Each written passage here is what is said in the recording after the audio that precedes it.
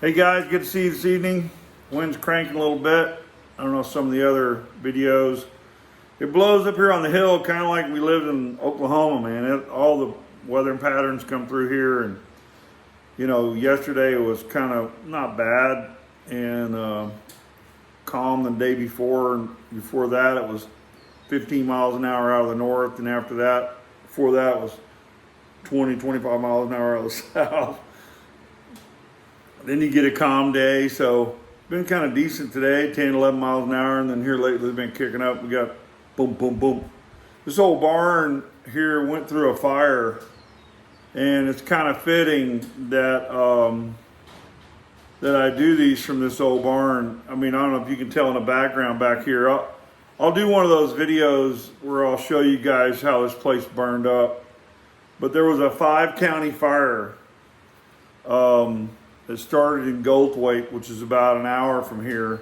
About an hour and a half from here, something like that.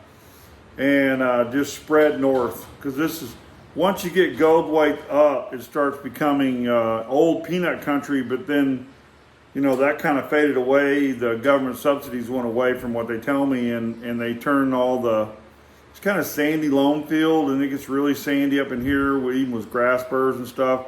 They turned it into coastal Bermuda, and it became cattle country. I'm not sure when that happened. I just know that's what it is now. And so the fields can get really parched. I mean, this sun and summers here, July and August, are no different in San Antonio, in my opinion. One big difference is a lot of wind up here, so that makes it even more vulnerable. But they were in a drought, and I think it was at least 12, 13, maybe 15 years ago. And that fire came, and this is one of the last counties it hit. It kind of died out after that, but it burned the place we're living in, and several homes. I mean, unbelievable, just like a California fire.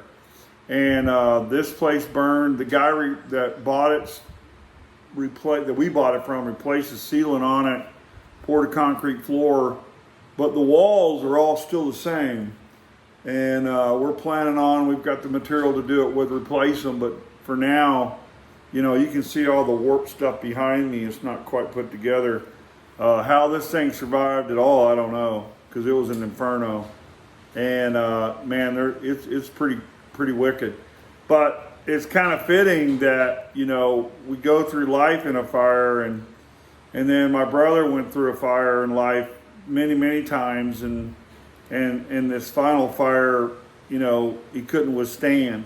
And so it's kind of fitting that we're in a place that's been through a fire and has been preserved for my wife and I, and then our kids later on to enjoy and rebuild and that kind of thing. And so in that sense, it's kind of cool here at Rocky K 2.0. My wife's helping me. We're working on I was just going to do a little video and a slideshow of Roger and all, but it's, looking like this thing could last 15 minutes or more.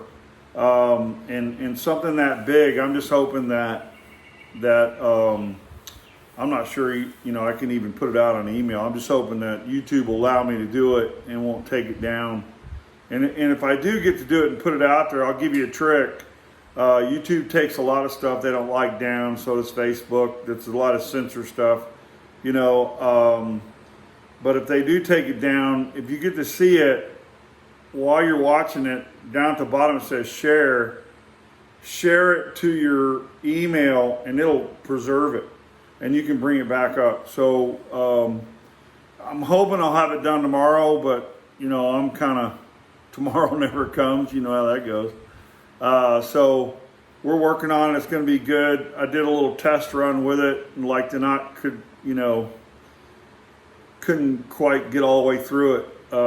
It was pretty, it's going to be cool. I mean, it really is. And, anyway, like I say, I'll do a tribute to him as many times as I can. Tonight we're doing one, and thinking back about today and things that went on today and happened, and this fire going through that, kind of brought back memories of my brother. I was looking through pictures today of his wedding with Carolyn and his children and many others. Not to try to candy coat anything. He went through. He had 3 marriages and girlfriends and all that. Like I said, he was a free spirit, so that's the way he chose to live his life. That's his choice. I don't condemn him for it. It's not me to judge, like I said before. And be honest with you, I didn't know the first wife at all, and I'm not really sure. Looking back on it, it was kind of a rebound thing because of a sweetheart of his that kind of went awry, and he wasn't expect her to move on, and she moved on before he did. So, I've been there, and it's not fun. So, but it's for a purpose sometimes. I know in my case, thank God, because man, I'm married to an angel. She is just the light of my life, and we complete each other. And when I say we complete each other because my weaknesses are her strengths, and her strengths, her weaknesses are my strengths. So we really depend on each other, and God knew what he was doing. So in that sense, it could be a good thing.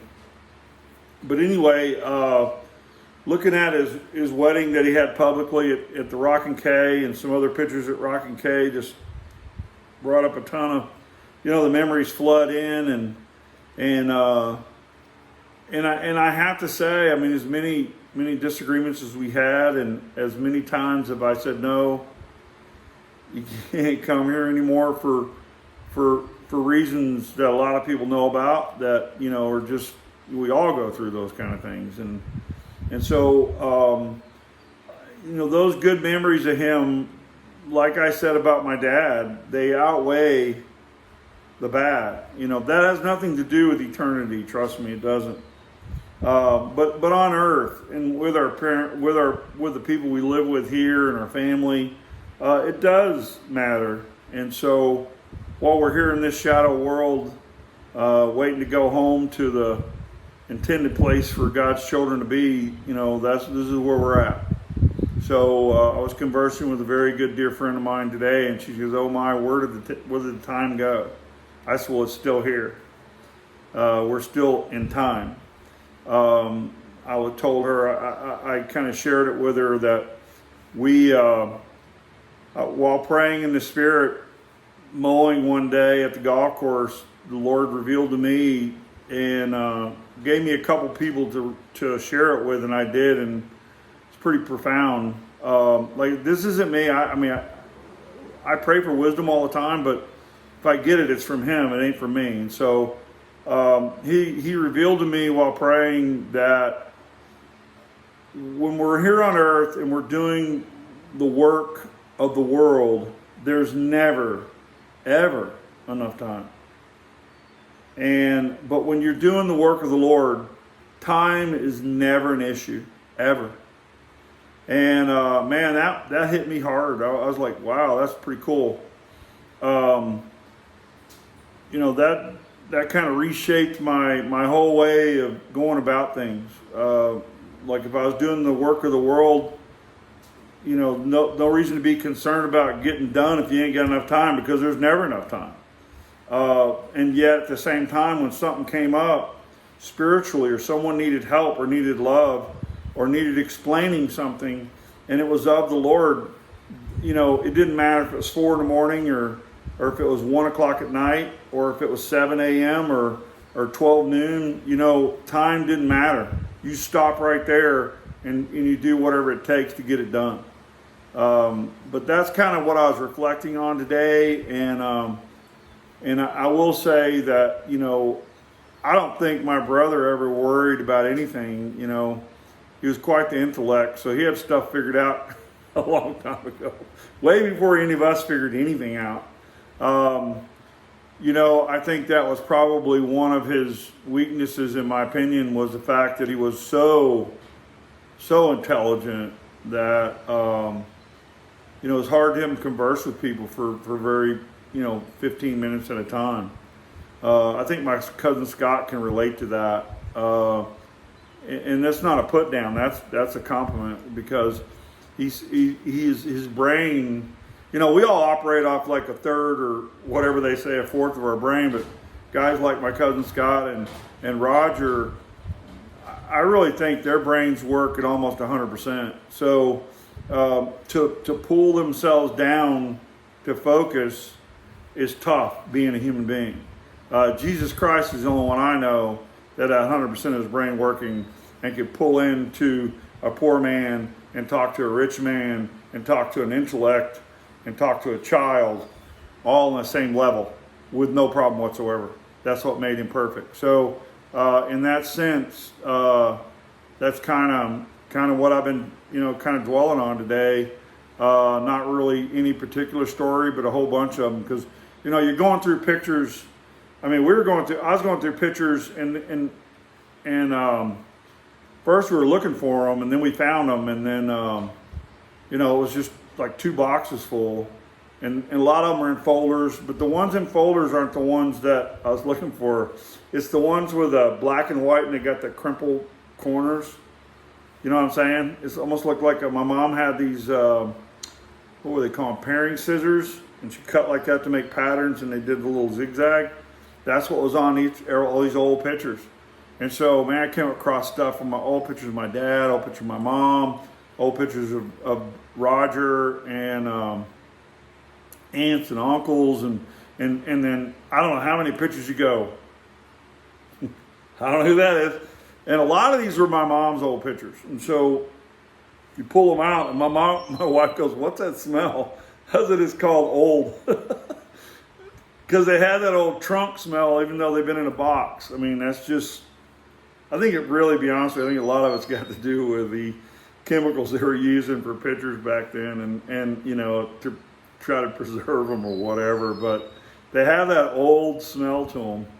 And it was kind of neat. I mean, I think my wife didn't think I was going to do anything today, because I was going through those pictures, and I kind of took a little rest for lunch, and then surprised her, went out there, and we've been working on our fence lines, weed eating, actually trying to kill all the grass, because no one took care of this place for 2 years, and the fence lines have all grown up, and it's coastal Bermuda, so if I can get like 9 or 10 inches tall on the fences. And so I decided that I would, being the veteran weed eater, I'd kill it first and then go back and weed eat it. It's a whole lot easier. You don't use as much string and that kind of stuff. So I went out and put a few hours in on weed eating some fence lines, and she was happy about that. So anyway, yeah, I mean, I was talking about Roger with his judo stuff, and what an asset it was to him. I think to be honest, I think it saved his life a few times. He was definitely a 9 lives kind of guy. The times that we went through with him, I know that's a fact for sure. But I know his daughter and his son, his daughters and his son are getting really excited about the date coming up, and we're working out details and that kind of thing. So it's going to be really cool. I mean, the Casa Top Falls, I put it out there. I hope you guys watched it. If you didn't, search it on there. It was pretty cool. It doesn't show the park area where they've made stuff, but it shows the falls to themselves, and that we spent lots and lots of time there before anybody even knew it was there. And then when you're looking at the helicopter scene, that's a helicopter, it's a drone. When you go in and you're looking when it first comes up on it, at the, I don't know what they call that, at first it's the headwaters, but down at the bottom, I forget what it's called, the dump water, I don't know. But anyway, there's a big pool there, I told y'all, and then there's a pretty good cliff right there, and then that side of the, we call them mountains, they call them hills up in Arkansas, because the mountains get big. And on the side of the mountain there, all up through there, Roger had a place picked out, and I think he camped out there a few times with a couple of his dogs, and he always told Larry Longino and I that, things get, I think I've said this before, if I did, raise your hand. But, that's where he'd stay and be above the falls up there. Just go looking for him if things got crazy. But it's so peaceful, and I hope all you guys can come and celebrate. We have plenty of room for everybody to stay. Like I say, I haven't got all the details yet, but there's a spillover cabin for that. So when you're telling us you're going to make it, we need to know if you're going to spend the night or you've got accommodations. But it's like I said, that it's kind of, I don't know where, like I said, I've been looking at these pictures, been going crazy all over the place, kind of pull. I sold so many stores, it's hard to pull some out of the hat. I did see one that was at deer camp, and it reminded me of the time when, and it was that guy Rogers was in it, that Roger flopped over and just, it was bad. But it was that same weekend, there's little pine saplings 8 or 9 inches tall, a diameter, and probably 15, 20, 30 feet tall, and they're probably 4 or 5 feet apart. Some of them are probably 8 or 9 apart. And we climbed up to the top, and Roger and a friend of his just started going from tree to tree, and they would lean over and grab a tree and go to another one. And so we all kind of started, hey, that's pretty cool. So we all started kind of doing it, and it was one of those things. It's really neat till someone messes up. And Roger just happened to be that guy. He leaned over, and it was one that was like, we're running out of room. You know what I'm saying? So instead of 8 feet, he's trying to pull one off. It's like 10 feet away. And so he leans over and he reaches out and he grabs like some pine cones, and this one he's on snaps. And he was just close enough to the tree, and it had little limbs like that big around all the way down, like boom, boom, boom, boom, boom. And you could hear him every time he hit one, bam, hit the ground. And that was another dude. He says, oh my gosh, is he dead? Because I'm telling you, we're 20 feet in the air. And like I said, he's the toughest guy I've ever been around in my life. I'm serious. And he got up pretty quick, really, to be honest with you. He took a deep breath, and I actually think he got back up and crawled another tree just to save face, but it wasn't long after that. We're all like, you know what? This ain't the safest thing in the world. I'm not built like concrete leatherhead Roger. I'm getting down. So we kind of put that to the end, and but that was one of those times up there. It was kind of fun, and I saw some pictures of Lloyd Pope there, and Roger had a dog, and there was an old dog that came up there. He just came out of nowhere. We always had that. They're deer dogs, because they chase deer up there with dogs. And kind of a rare deal. I think they do in the big woods all over the place, Tennessee and all through there. Because the terrain's so rough, and the deer are kind of far and few in between, that you got to run them over people with dogs. And so even then, I've hunted there since I was 8 years old, and I didn't kill a deer until I was 17. I saw that picture today. 7-point buck one morning.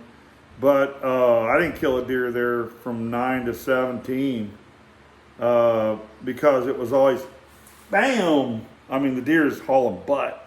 And if you're not a good marksman, you're not going to get them. And I got lucky the time I did it, because he jumped out of the woods. I heard dogs coming. He jumps out into a clearing, and I heard his feet hit the shell rock, go. I turn around, he's looking right at me. And the first time I shot him, I was so excited I missed totally. I don't think he was 50 yards from me. I didn't even hit him. It was a 30-30 open sight. And then I'm looking at him, he's looking at me, and I said, well, I don't know if I'm going to shoot or not. And I went, well, I got to put one in it. And I'm standing up on a big stump, acting like a tree.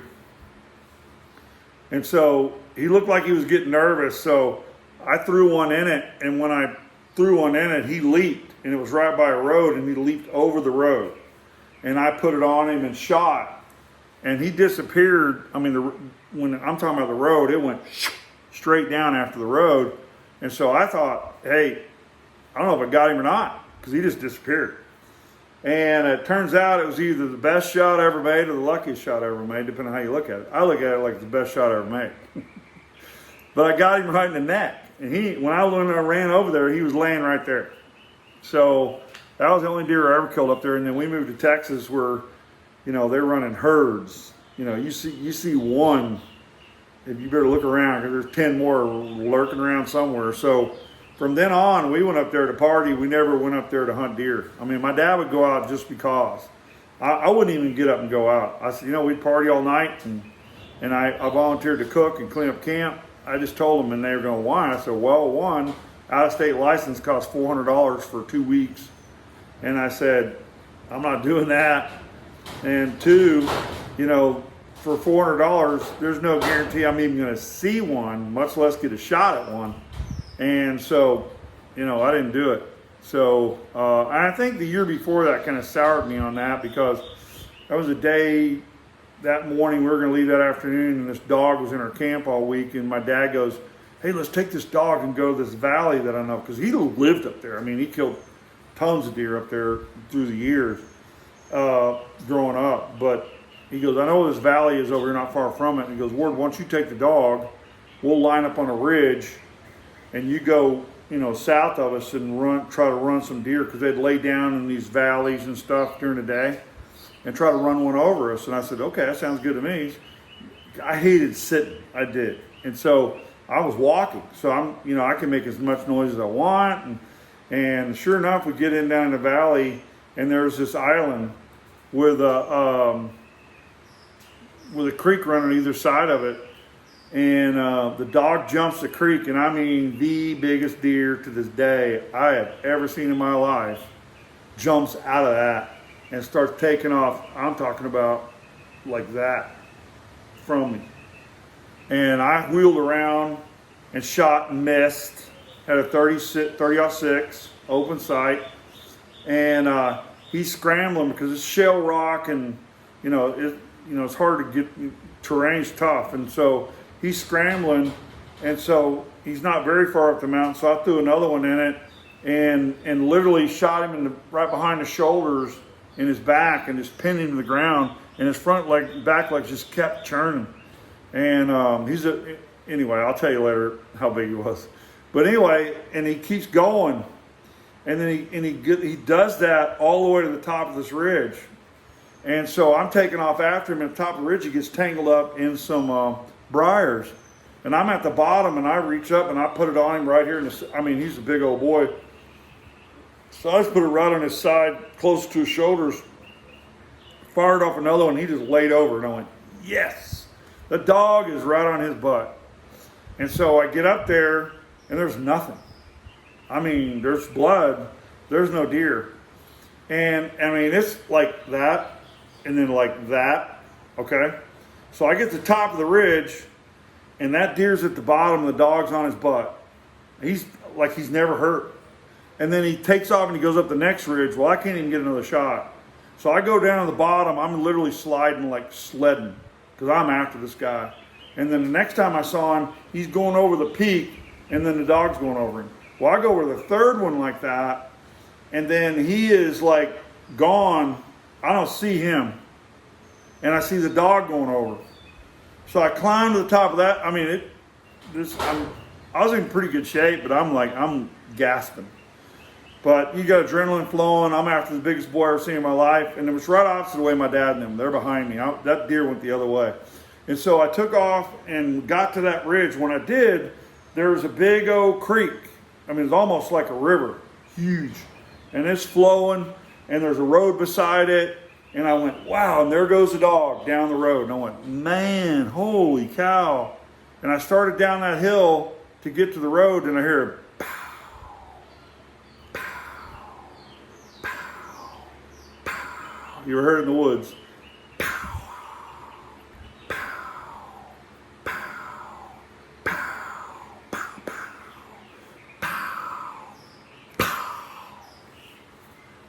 12 times. I'm not kidding. I run down that road. I get down there. It took me a long time to get there, probably 30 minutes to 45 minutes. I'm not kidding. That's how far away it was. I get down there, and there's my dad with this other guy and 11 kids. They've got this deer strung up, and he's helping them. My dog's there going like that. Not my dog, it's the dog we had. And before I got there, I mean, this rack was huge. And I said, before y'all get any further, I'm going to tell you right now, and the Arkansas rules were, and I'm sure it was more like, Pirates of the Caribbean is more like a guideline than anything. But we thought it was Arkansas rule. So Arkansas rule was that if you brought first blood, you get half the deer. And if they kill the deer in front of your dog, you get half the deer. Well, it really wasn't my dog, so that's out the window.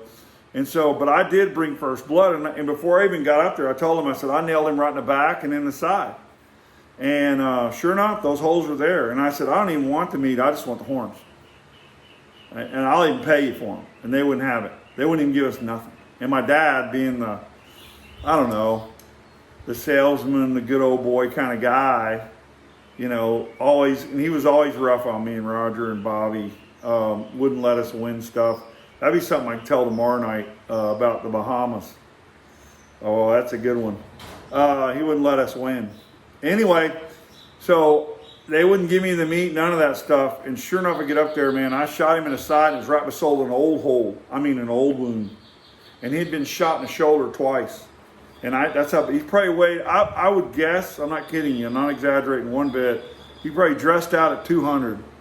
And he was, at my guess, he's a 9-pointer. But if I had to guess and I knew nothing about that back then, but after hunting in Texas, you learn how to score a deer. And Boone and Crockett, I'll bet he was a 180. And that's a big boy. But I didn't get anything. Didn't get no, of course, the meat was probably no good. He's an old deer.